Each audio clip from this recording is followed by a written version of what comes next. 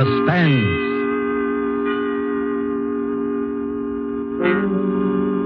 This is the Man in Black, here again to introduce Columbia's program, Suspense.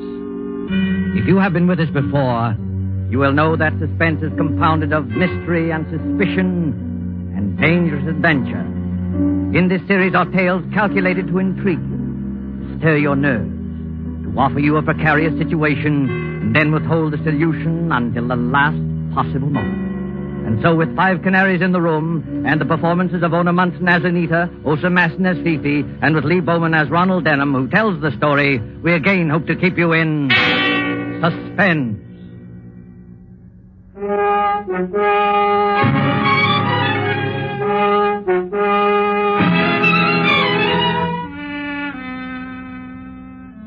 The trouble was, you see, that the whole apartment vanished. It's true. The flat disappeared straight out of that apartment house. And the dead man disappeared with it.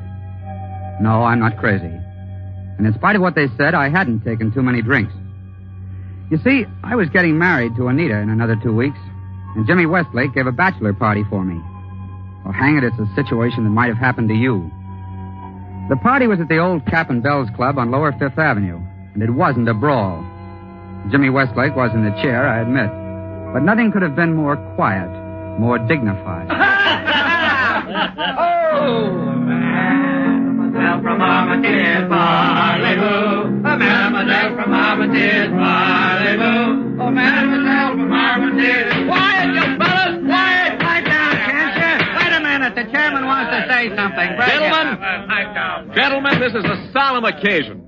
If those dopes over there will kindly get away from the piano and sit down at the table, I have another toast to propose. Excuse me, Mr. Westlake. Excuse me, please, sir. Yes, Uncle Cato, what is it? Excuse me, Mr. Westlake, but you ain't gonna bust the glasses on this toast, is you? And why shouldn't we bust the glasses, Uncle Cato? Why shouldn't we bust the glasses? Oh, but Mr. Westlake, if you keep on busting the glasses, there ain't gonna be no glasses left. Well, in that sad eventuality, Uncle Cato, we will simply start busting the plates. Isn't that fair enough, boys? We'll bust every goblet in the so-and-so place. Oh, we'll bust every goblet in the so-and-so place. Oh, look, Jimmy, don't you think you'd better tone the gang down a little? Be quiet, Ron. You're only the groom. Yeah, I know, Jimmy, but... Gentlemen, I regret to tell you this, but the protesting voice you just heard was that of our guest of honor, Ronald Denham. Now, we all know Ron, and we all like him. But I am sorry to say he is not himself. Where now is the terror of nightclubs, the chorus girl's friend? I say it to his face. He is sober. But we like him just the same. Friends, guests, and bachelors, I give you the groom.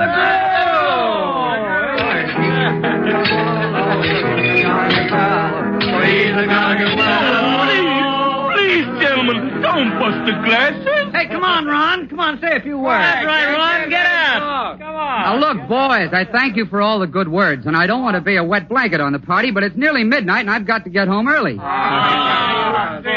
Don't you understand, boys? I'm a reformed character. Yeah, how's Fifi Latour? I haven't seen Fifi for over a year. She doesn't mean anything to me anymore. Methinks he doth protest too much. Oh, now, look, I'm marrying the sweetest girl in the world, but Anita's a little, well, straight-laced. You know how it is. What's more, there's my Uncle Rufus. Quiet!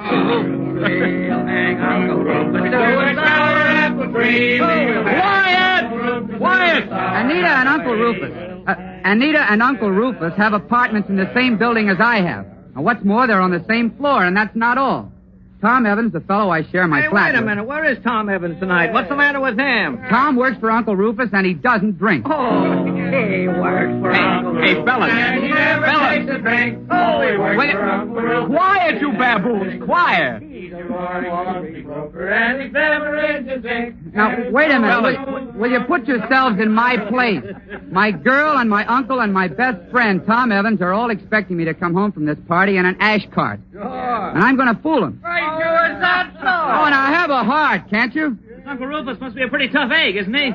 Oh, he's all right, but after his first $1 million, it went to his head. Has he got any human weaknesses? Yes, he keeps canaries. Oh, no, not the kind of canaries you're thinking. I mean the kind that go tweet-tweet in cages. Oh, what's the use? What do you say, gentlemen? Shall we allow this pure in heart to wend his way home? Well, he's got a drink for the bride, though. That's right, Ron. Can you, as a chivalrous gentleman, refuse to drink to the bride? You can't, and you know you can't. Uncle Cato, Yes, Mr. Westlake. get a beer mug from the sideboard there. Fill it with champagne. Oh, now, wait a minute, Jim. One more drink won't hurt you, Shirley. Just one little drink. Well, no, I suppose not. Fill it up, Uncle Cato. All right, I'll have one more drink, just in honor of the occasion. But that's all, do you understand? That's absolutely all.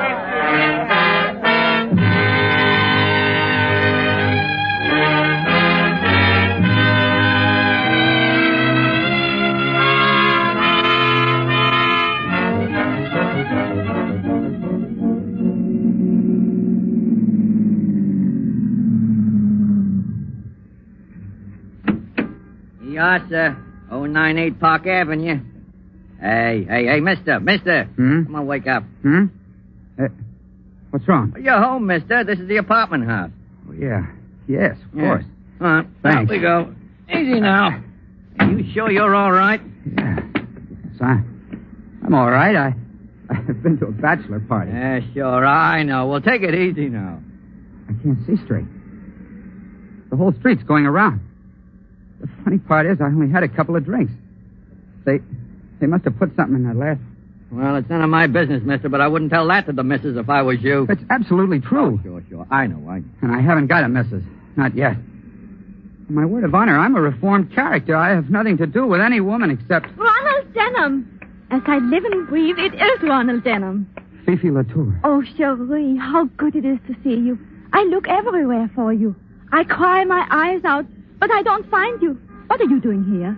I live here, Fifi. I moved. Oh, you tried to get away from me, yes? Yes. No, I mean... Here's your money, driver. Night. Well, good night, sir.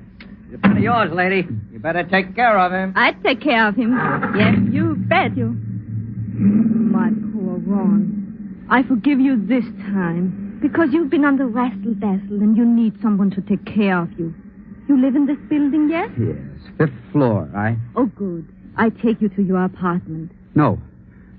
You say no, eh? And why not? Because you mustn't go in there. Oh, there's another woman. What? Oh, yes?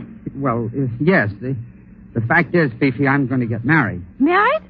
Oh, for heaven's sake, Fifi, don't make a scene in the middle of the street. Oh, you break my heart, eh? Right in the middle of Park Avenue, you take my heart and you break it bang, bang. Fifi, please. Now I tell you what you do. You will take me to your apartment this very minute. No, definitely no. You will give me 1 cigarette and 1 brandy. You will tell me what this means. Oh, I warn you, by golly, I start screaming so they can hear me at City Hall. I can't do it, Fifi. All right, then I start screaming. No, wait a minute. Oh, of all the times in the world, you had to pick this. Do I go along, Cherie? Yes or no?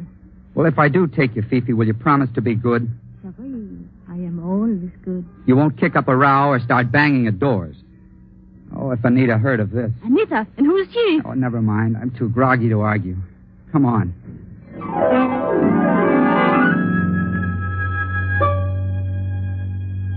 I remember going into that building. Dim religious light, deep carpets, an automatic elevator that you work yourself. I remember stepping into that elevator because the floor creaked. I remember pressing the button for the 5th floor. I took Fifi with me, and I took her into what the champagne told me was my own flat.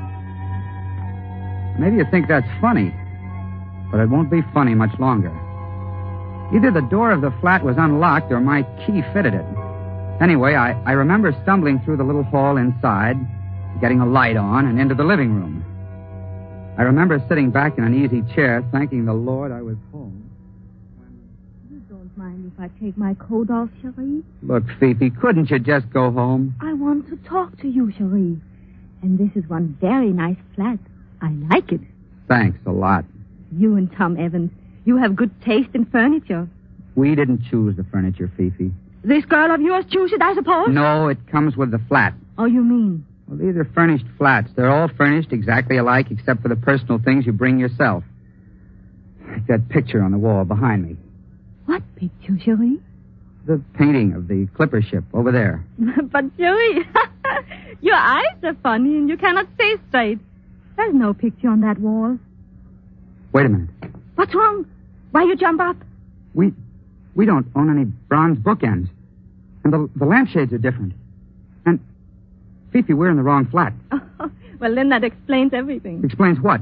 It explains about the canary birds. What canary birds? When we first come in here, I think I hear a lot of birds sing. And I think, ooh la la, this is a funny taste for Ron Denham and Tom Evans.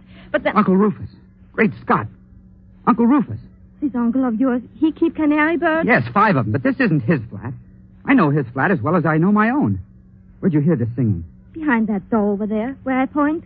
That ought to be the door to the dining room. But what was that? Oh, there's a car backfire. Maybe yes. Maybe no, unless they keep cars in dining room. That was a gun. It came from the dining room. Yeah, I think so. Quick, let's get out of here. Oh, no, we don't. I've been pushed around tonight till I'm good and mad, and I'm just about crazy enough to find out what this is all about. You're not going to open that door. You just watch me. There's a light in that room, and How you know? look under the sill of the door. Not a very bright light, but Ron, don't do it. stand back now while I get the door open. Dining room. But not Uncle Rufus. And 5 canary birds. 5 canaries in cages, all in a line. Where in Satan's name are we? Oh, sure, I don't know. Whose flat is this? Who except Uncle Rufus would keep 5 canaries? I tell you one thing, though, and then I go out of here. Well, There's somebody watching us. where? That swing door to the kitchen is partly open. But don't look. The devil can I see it if I don't look? There's somebody standing behind it. I see the light shine on his eye. Quiet, Fifi. Hello there. Hello there. The door move a little more. He's pushing it. Oh, excuse me, sir. We didn't mean to barge in here. We're not burglars or anything like that. We got into the wrong flat, that's all. I want to apologize if we... Straight out through the door, flat on his face. What's the matter with him? Why don't he move? I've got an idea, Fifi. It's because he's dead.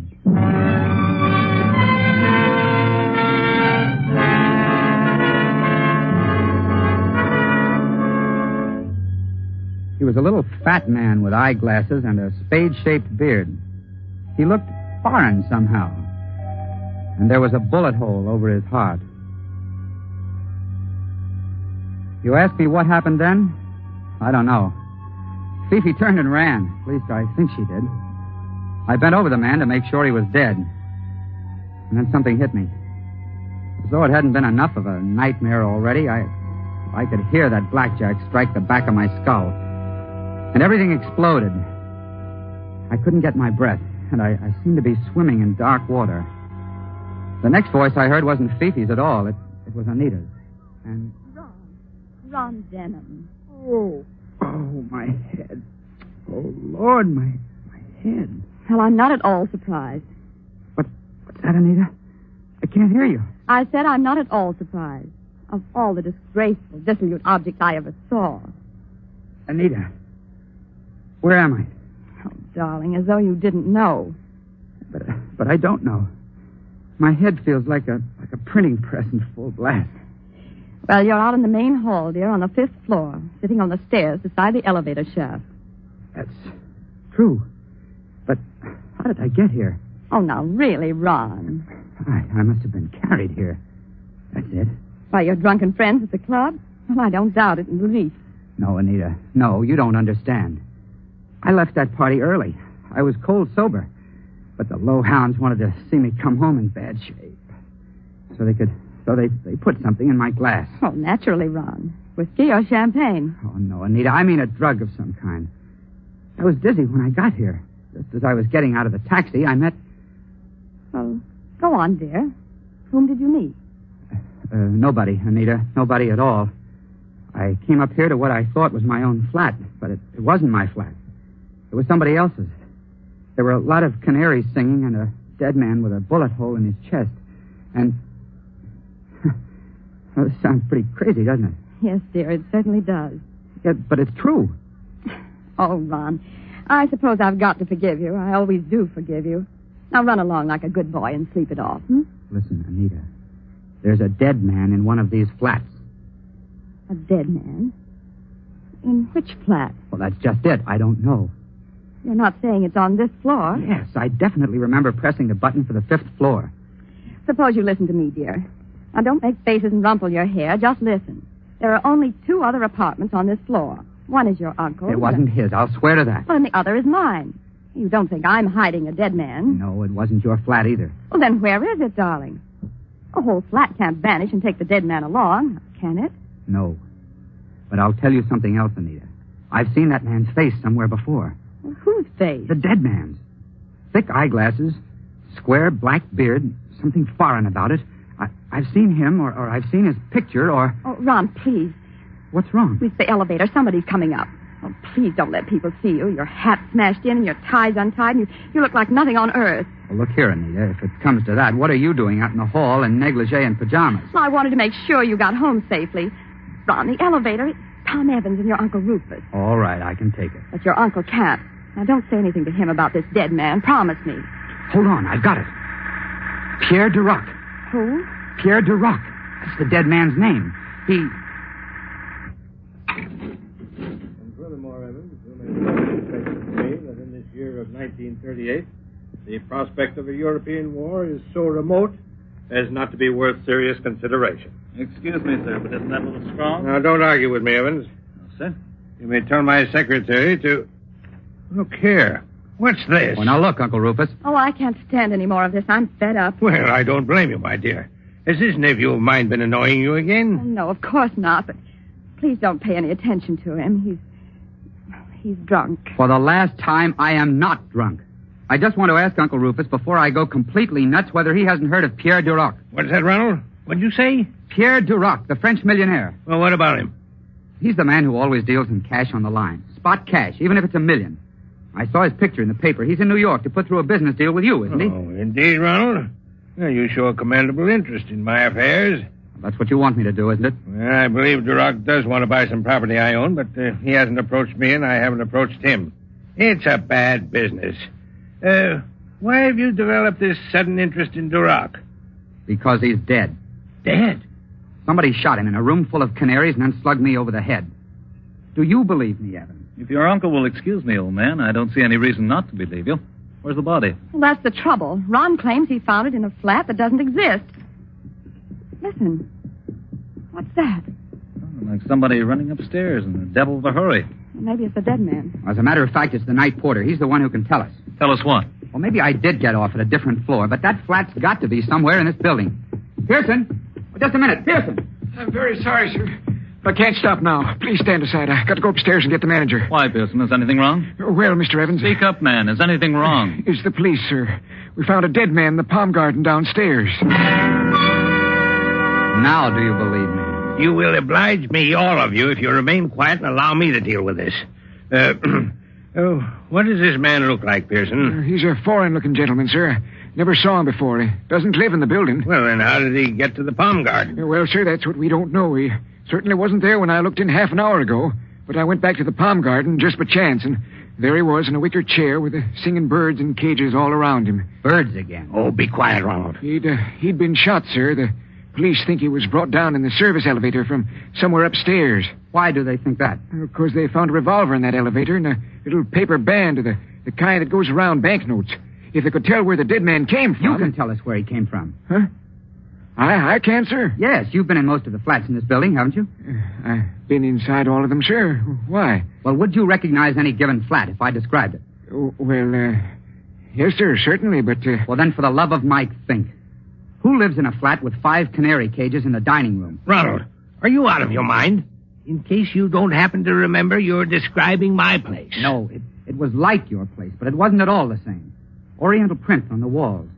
In the living room, bronze bookends and bronze lamps. Dragon patterns on the lampshades. There was a queer kind of clock on the mantelpiece, shaped like a figure of Father Time. And what's the matter with you, Pearson? Nothing, sir. But you're sure you saw all that? Yes, of course I'm sure. Why not? Because, I'm sorry, sir, but you couldn't have seen it. What do you mean I couldn't have seen it? I did see it. Who lives in the blasted place? Nobody. Well, you mean the flat's vacant? No, sir. I mean, there's no such flat in the whole building.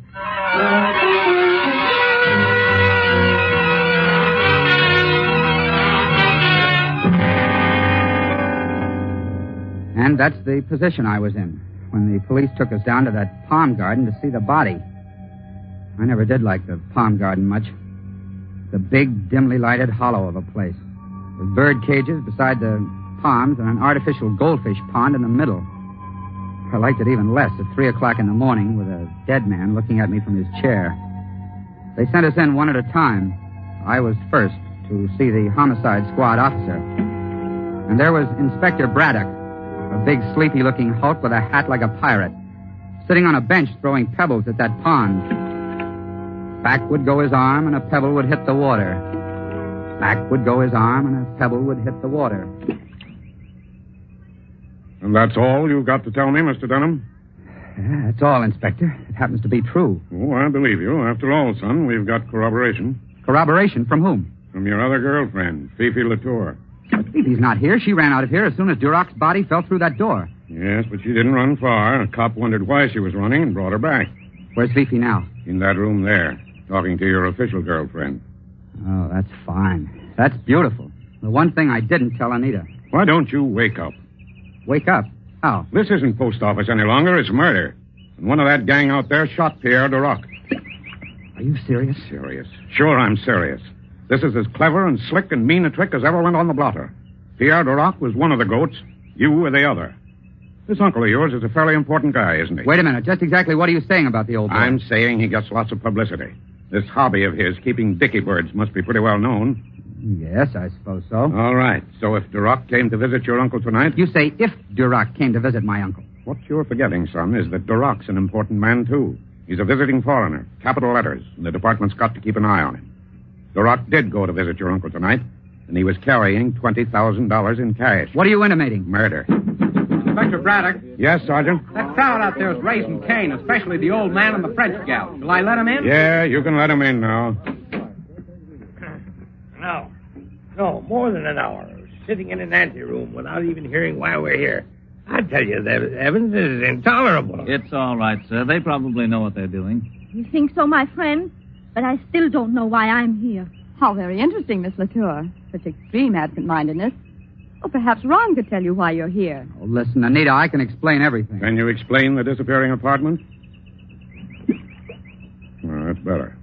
I'd like, if you don't mind, to have a little quiet here. Now, which one of you is Mr. Rufus Denham? I am Rufus Denham, sir. Rufus Denham of Denham & Company. Can there be any doubt whatever about that? No, but I thought I'd ask. I was just telling your nephew, Mr. Denham, that Pierre Duroc came here tonight to see you. To see me, Inspector? That's right. I can only characterize that statement, sir, as a flat and downright lie. I've never met that man. I didn't say you met him. I said he came here to see you.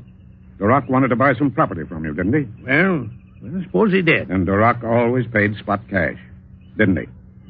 Yes, I believe so. Just one more question. I imagine you've got a secretary. Yes, naturally I've got a secretary. Miss Helen Gardner. What about her? Somebody, posing as your secretary, telephoned Duroc at the Metropolis Hotel and spoke to him in very good French. Well, Inspector, don't stop there. Go on. This person, pretending to represent Rufus Denham, asked Duroc to come here with the money and said they could settle the deal immediately. Don't you see the trick now? Don't you see Duroc was lured into a dummy apartment? A dummy apartment? What does this man mean? I'll tell you. All the flats are furnished exactly alike except for personal things. Pictures, books, lampshades, ornaments. Is that correct? Yes, of course it is. The murderer didn't dare use Rufus Denham's real flat. But the murderer could always decorate an imitation flat so that Pierre Duroc would be deceived when he saw... 5 canary birds. That's it, son. But what was the idea? A very neat swindle.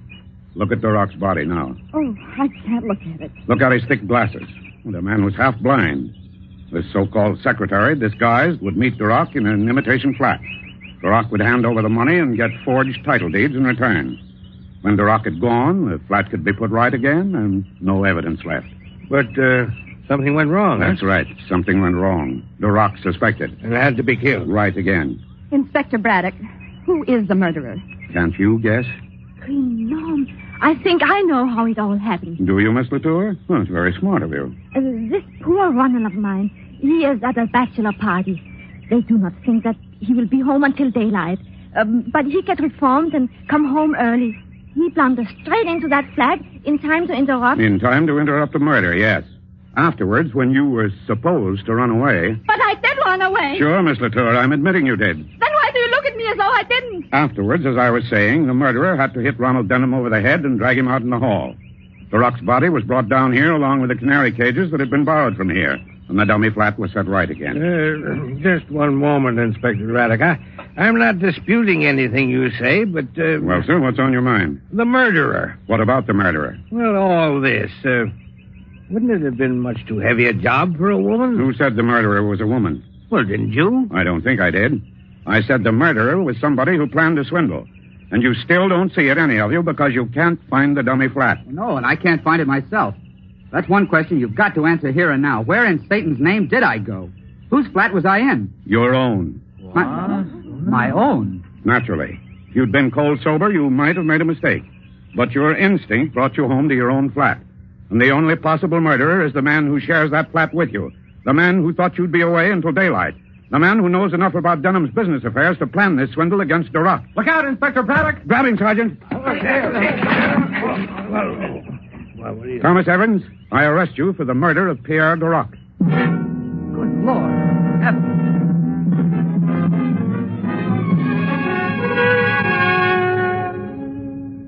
Well, that's about all there is to the story. Anita and I were married last week. She's a wonderful girl. I tried to talk her into our staying on in my old flat, but she said she just had to have an apartment which didn't have such a habit of disappearing. But we're very happy. We agree about everything, don't we, dear? Oh, practically everything, darling. But I still don't think it was cute of Fifi to send up 3 dozen canaries for a wedding present.